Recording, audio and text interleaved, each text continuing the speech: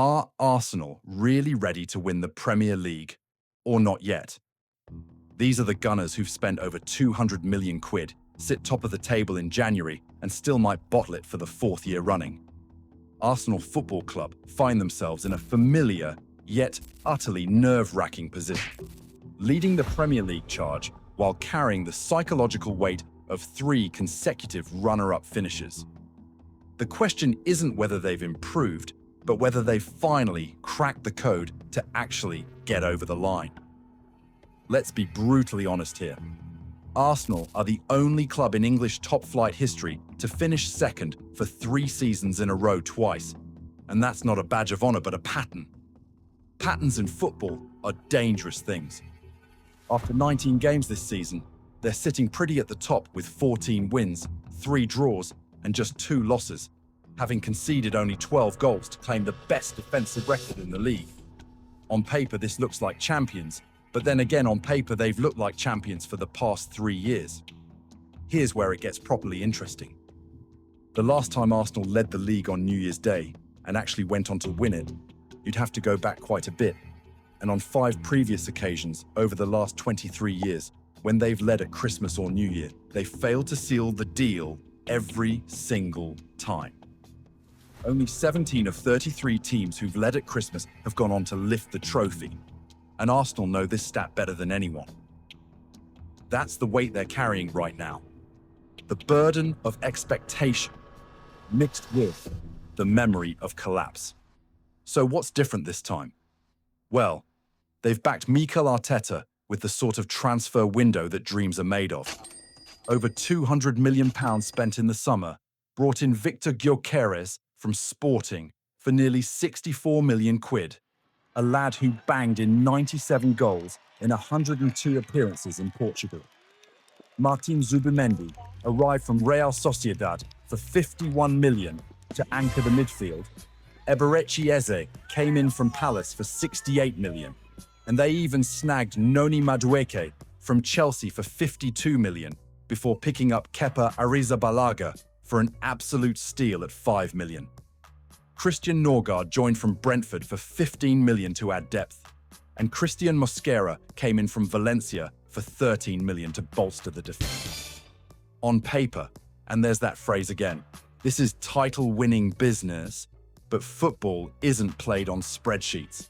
You need the signings to deliver when the pressure's on, when the finish line's in sight, and every dropped point feels like a dagger. Let's start with the Gyökeres situation, because it's become the elephant in the Emirates. This was supposed to be the signing that changed everything. Europe's most prolific striker and a physical specimen who scored a hat-trick against Manchester City in the Champions League. The missing piece of the puzzle. He'd scored 39 league goals in 23 to 24, the most in Europe's top 8 divisions, and his record of 54 goals in 52 games last season alone had scouts drooling. Except he scored just 5 goals from his first 17 league outings in the Premier League. Now, before Arsenal fans come for me in the comments, let's be fair, because adapting to the Premier League is no joke, especially when you're coming from Portugal. The concerns are legitimate though. He's clearly not on the same technical level as Arsenal's other attackers and doesn't offer much in the air, which is concerning when Arteta's built his tactical approach around being set-piece masters. Instead, 60 million for a proven Premier League goalscorer who knows the league inside and out. Darwin Núñez had similar stats at Benfica before moving to Liverpool, and we all know how that's gone.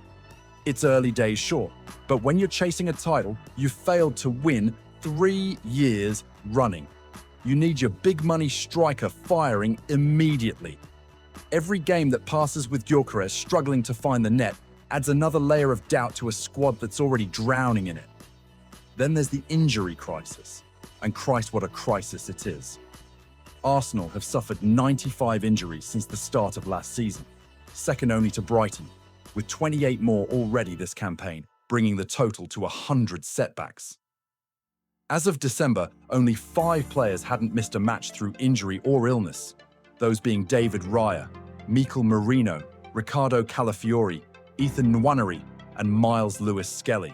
5 players out of an entire squad, which tells you everything about how this season's gone from a fitness perspective. Ben White's had 9 separate injuries since last season, missing 166 days, and that's not normal for a player in his prime.